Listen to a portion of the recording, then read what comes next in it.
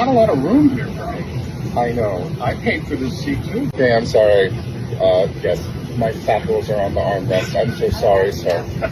Sir, how do you think I should solve this problem? You're not going to believe this. I'm a member of Weight Watchers, and that is how I...